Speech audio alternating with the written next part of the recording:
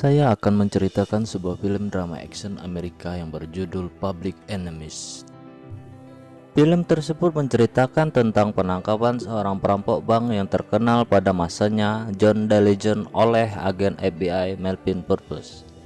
Kemudian mengenai hubungan John DeLeon dan Billy Rich serta pengejaran Purpose terhadap rekan John sesama penjahat bernama Homer Van Meter dan Babyface Nelson.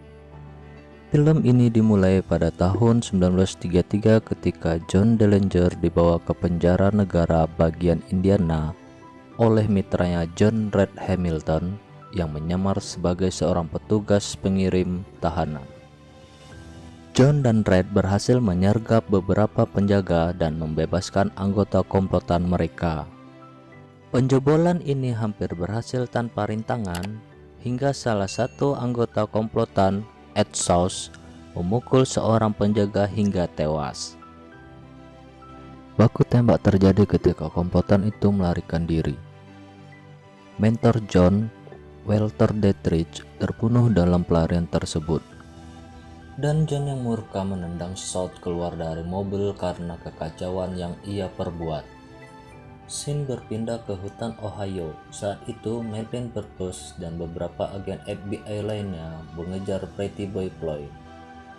Dalam pelarian Pretty Boy Floyd, Purpose berhasil melumpuhkan Floyd dan dipromosikan oleh J. Edgar Hoover sebagai agen khusus tim pemburuan John Dillinger. Saat itu, Hoover yang sedang berjuang untuk mengembangkan bironya menjadi sebuah agensi polisi nasional sebagai pemimpin tim pemburuan John Dillinger dan mengumumkan perang terhadap kejahatan pertama kalinya secara nasional. Dalam sebuah rentetan perampokan bank, John bertemu dengan Billy yang ditaksirnya di sebuah restoran dan berusaha merayunya dengan membelikannya sebuah mantel bulu binatang. Billy jatuh hati kepada John, sekalipun John telah memberitahunya mengenai siapa dia sesungguhnya. Melvin Purpose memimpin sebuah penyergapan ke sebuah hotel yang dikiranya didiami oleh John. Namun penyergapan itu gagal setelah seorang agen ditembak dan terbunuh oleh seorang penghuni kamar hotel. Setelah mereka melarikan diri, Purpose menyadari bahwa pembunuh itu bukanlah John, tetapi Babyface Nelson. Setelah insiden itu, Purpose meminta Hoover untuk membawa para penegak hukum yang tahu bagaimana menangkap para penjahat hidup atau mati, termasuk Cowboy Texas Charles Winstead. Polisi akhirnya menemukan John dan menahannya beserta komplotannya di Tucson. Purpose tiba malam itu dan berbicara singkat dengan John.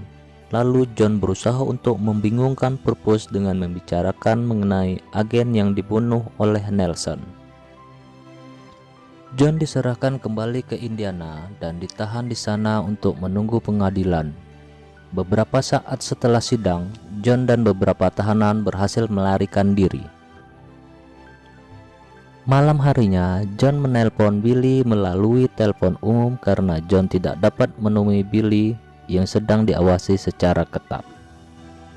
John kemudian mengetahui bahwa kelompok mafia Chicago Outfit di bawah Frank Nitti sudah tidak mau lagi membantunya. Kejahatan John telah menyebabkan pemerintah Amerika Serikat untuk memulai mengusut kejahatan lintas negara bagian dan mulai membahayakan bagi usaha perjudian Nitti yang menguntungkan. Belakangan, John bertemu dengan rekannya sesama perampok bank, yaitu Tommy Carroll, di sebuah bioskop film yang sedang bersama-sama Ed Sauce yang mau untuk bergabung kembali dengan komplotannya.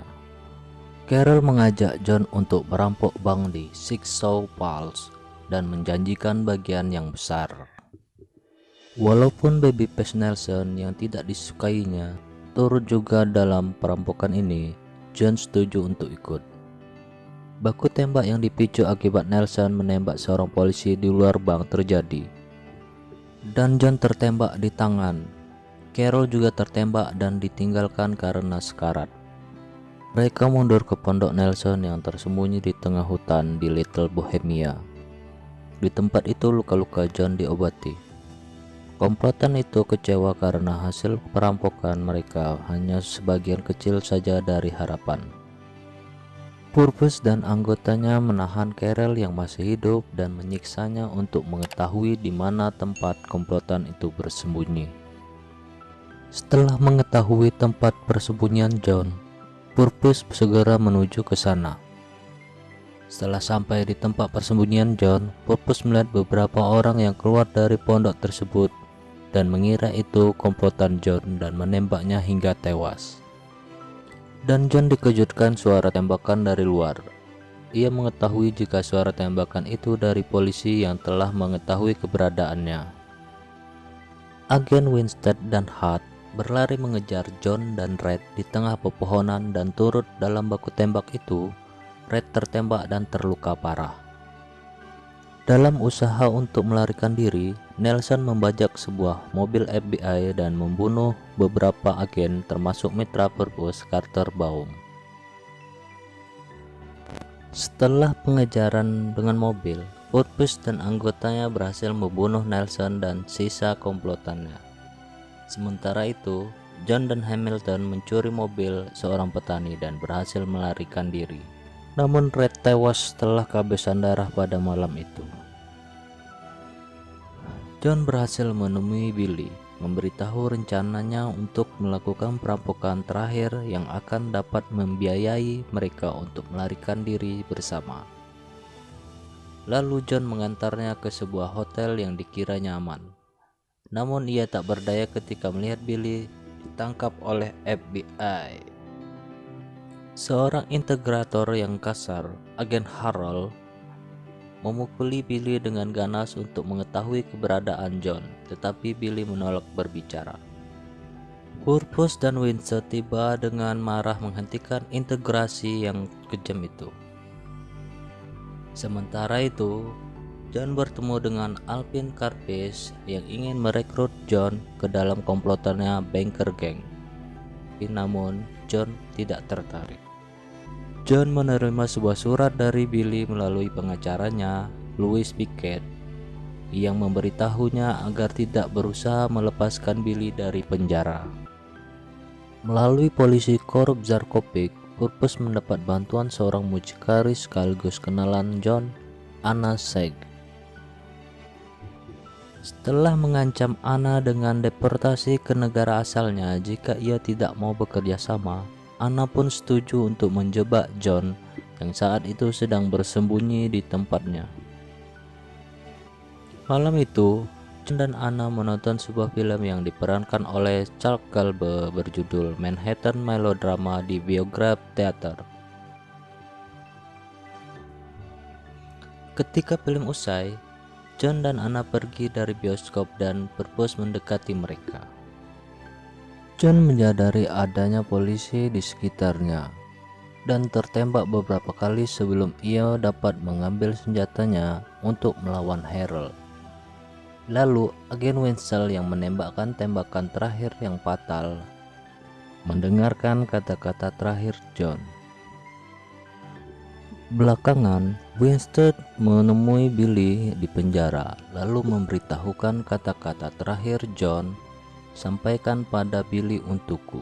Selamat tinggal Blackbird. Dan film pun selesai.